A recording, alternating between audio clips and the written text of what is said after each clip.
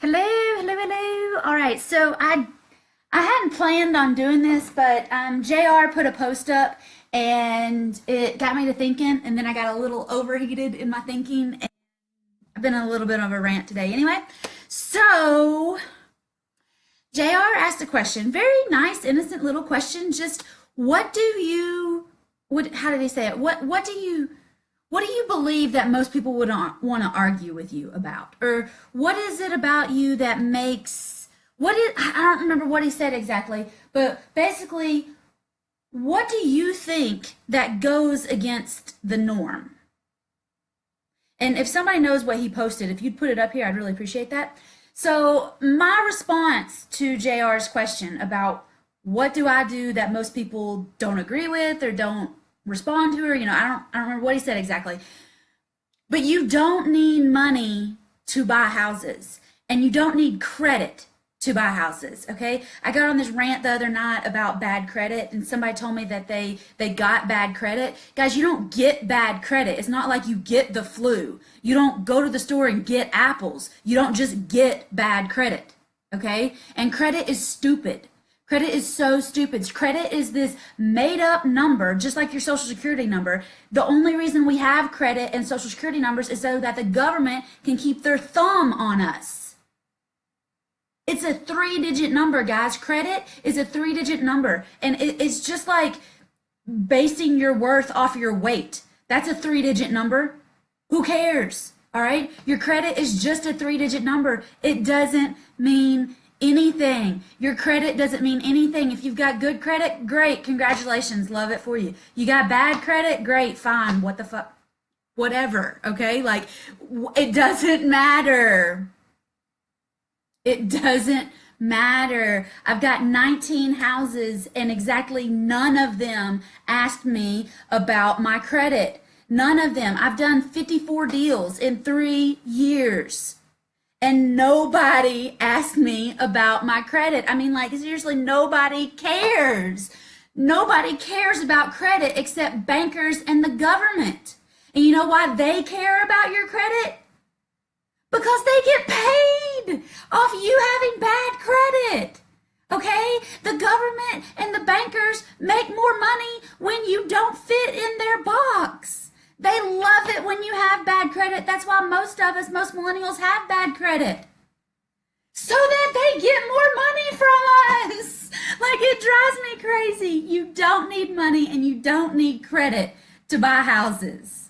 All right? It is the dumbest thing that people buy into. Okay? You've been completely brainwashed to think that you need good credit. All right? I said this the other day that having bad credit is the adult equivalent of your mom saying, you know what, you're in timeout and you have to pay your way back onto the playground with the other good kids.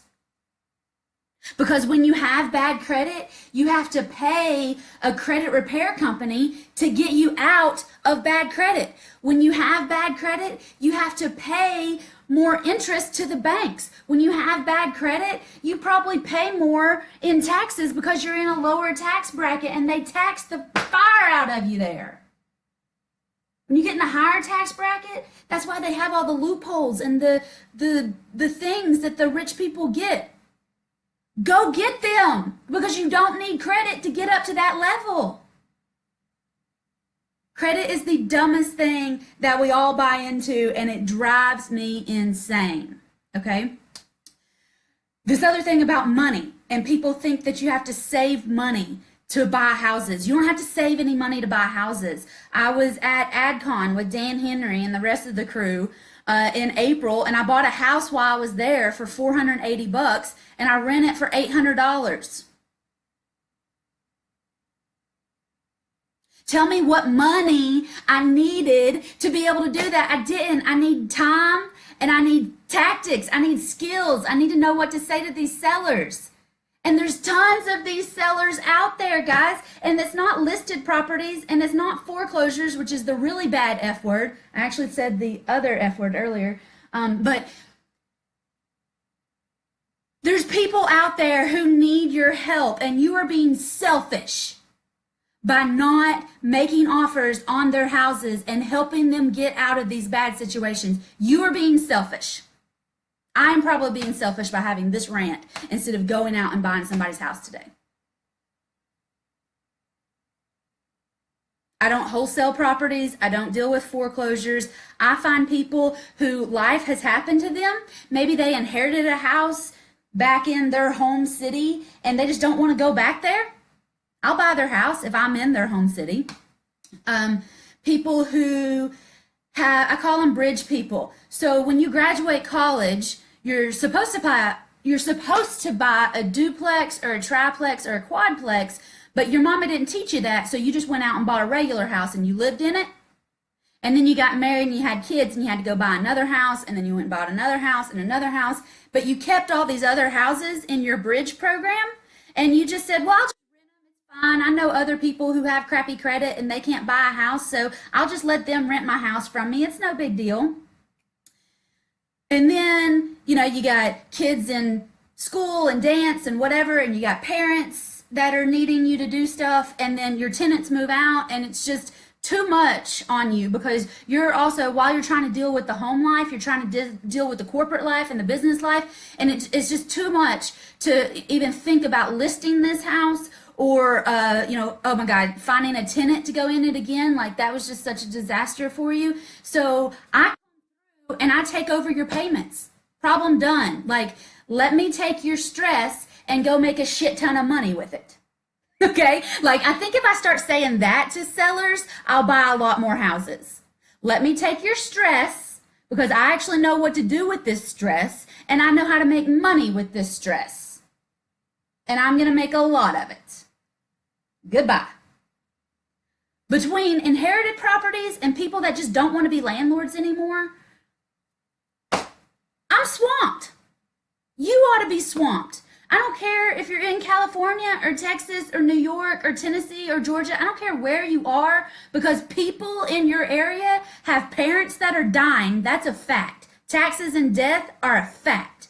All right? If you can find the people that their parents are dying and they just don't want those houses anymore, they don't want the house that they grew up in anymore, and you can buy their house, you will be swamped. Oh, sorry, I spit on the screen there.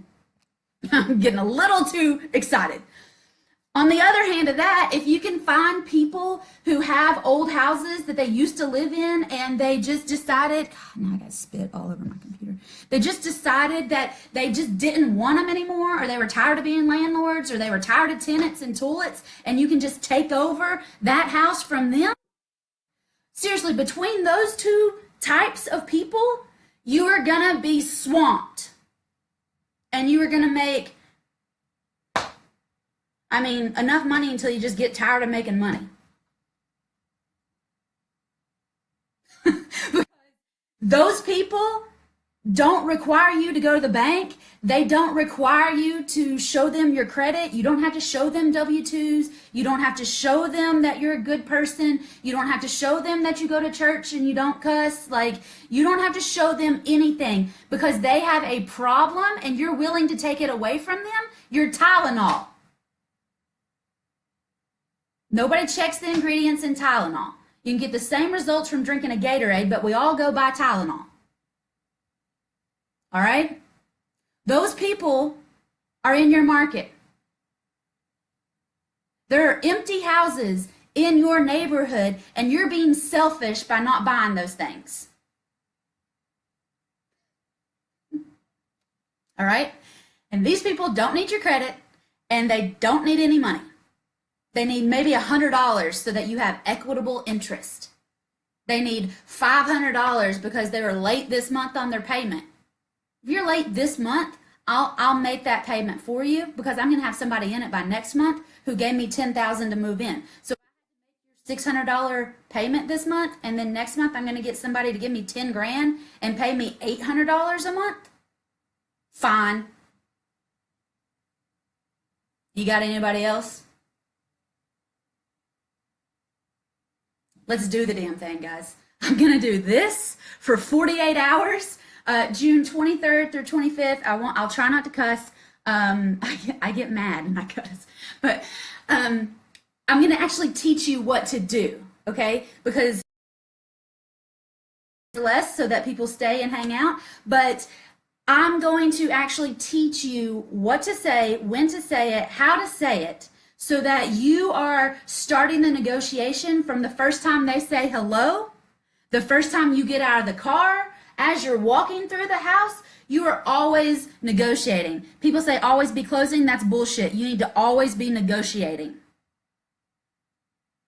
You need to always be negotiating. And if negotiating bothers you, I freaking love it. Okay? I think it's the most fun game that you could play with anybody. I'm like Monty Hall. Let's make a deal.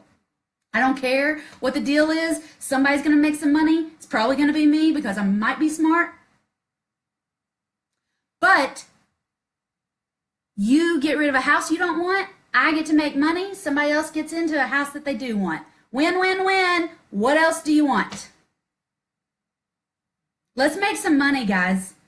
You have to have money to live, but you don't have to have lots of money to buy houses. You don't need good credit to buy houses. That's the government's way of keeping you in line and making sure you're being a good little boy or girl. And it's bullshit. Okay? So, if anybody has any questions or you want to talk about it, I have started a new kind of system today with my program because I'm not helping as many people as I could. So, I'm on a mission to help 100 people this year go buy houses and set up their financial freedom, okay? I've just completely redone everything like in the last 24 hours. But I would love for you to come spend the weekend with me, June 23rd through the 25th in Rome, Georgia. It's a buy one, get one free offer. You can come and bring a friend for free, or you can find a partner and y'all can split the cost and come on to Rome. I would love to have you. And in Rome, we buy houses. So, you know, when you're in Rome, you have to do as the Romans and buy houses. I don't want any sissies or any whiny little bitches coming to my program. I want action takers, people who want an extra $3,000, $5,000, $10,000 every month. And they're willing to get out there and call on sellers and negotiate deals and buy houses, and they actually want to do the thing. They want to have the lazy landlord lifestyle. One of my buddies told me the other day that I need to clarify what the lazy landlord lifestyle is. I am a lazy landlord. My buddy said that his landlord comes by his house like once a week to make sure that he's mowed the yard and that he's collected the mail and that he's I avoid my houses. I don't want to go by there. I want you to pay your rent and I want you to take care of it. I want you to get a mortgage when you say you're going to, or I want you to leave. All right? But I am completely hands off. Don't call me if something breaks. Fix it. All right? I am a lazy landlord, and I put that in my contract. You're buying my house. This is a bridge program from you being a renter to being an owner.